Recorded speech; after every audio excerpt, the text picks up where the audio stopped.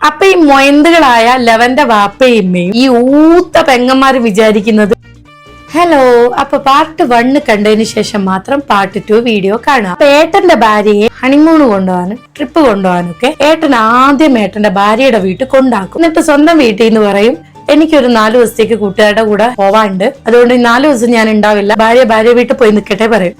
എന്നിട്ട് ഭാര്യയെ ആദ്യം വീട്ടിൽ കൊണ്ടുവച്ച് വിടും. ശേഷം കൂട്ടുകാരുടെ കൂടെ പോകുന്നത് പോലെ ഭാര്യ വീട്ടിൽ പോയി ഭാര്യയും കൂട്ടിയിട്ട് പോയിട്ട് ട്രിപ്പും ടൂറും ഒക്കെ പോവും, ഫോട്ടോ എടുക്കും, വീഡിയോ എടുക്കും, എല്ലാം എടുക്കും.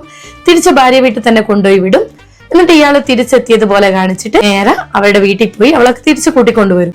ഇങ്ങനെയാണ് അവിടെ നടന്നുകൊണ്ടിരിക്കുന്നത്. ഈ വാപ്പയും ഉമ്മയൊക്കെ വിചാരിക്കുന്നത് എന്താന്ന് വെച്ചാല് ഞങ്ങളെ മോൻ ഞങ്ങൾ പറയുന്നത് മാത്രമേ കേൾക്കുള്ളൂ. മൂത്ത മകൻ വിവാഹം കഴിച്ചിട്ട് ഭാര്യ എവിടെയും ടൂറും ട്രിപ്പൊന്നും കൊണ്ടുപോയിട്ടില്ല, ഹണിമൂണ് പോയിട്ടില്ല. പെങ്ങന്മാര് കല്യാണം കഴിച്ചിട്ട് എവിടെയും ട്രിപ്പൊന്നും പോയിട്ടില്ല.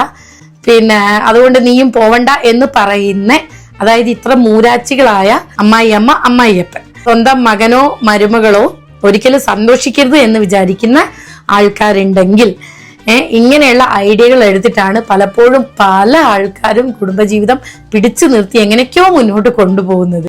ഇതാവുമ്പോ വീട്ടിലിരിക്കുന്നവരെയും ബുദ്ധിമുട്ടിക്കുന്നില്ല, എന്നാൽ സ്വന്തം കെട്ടിക്കൊണ്ടുവന്ന ഭാര്യയെയും ബുദ്ധിമുട്ടിക്കുന്നില്ല. അപ്പൊ ഈ മൊയന്തുകളായ ലവന്റെ വാപ്പയും ഉമ്മയും പിന്നെ കെട്ടിച്ച് വിട്ടിട്ടും വീട്ടിൽ വന്ന് ഉപദ്രവിക്കാനായിട്ട് തയ്യാറെടുത്ത് നിൽക്കുന്ന മൂത്ത പെങ്ങന്മാര് വിചാരിക്കുന്നത് ഞങ്ങളെ വർത്താനം കേട്ടിട്ട് ഓന്റെ ഭാര്യനെ എവിടെയും കൊണ്ടുപോകുന്നില്ല, സന്തോഷ സമാധാനം.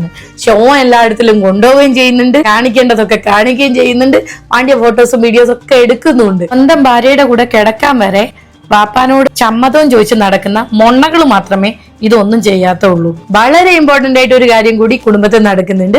അതിനെ കുറിച്ച് ഞാൻ പാർട്ട് 3 പറയാം. പാർട്ട് 3 കാണാൻ മറക്കണ്ട. അപ്പൊ മാമി ദിദിയാമി ബൈ.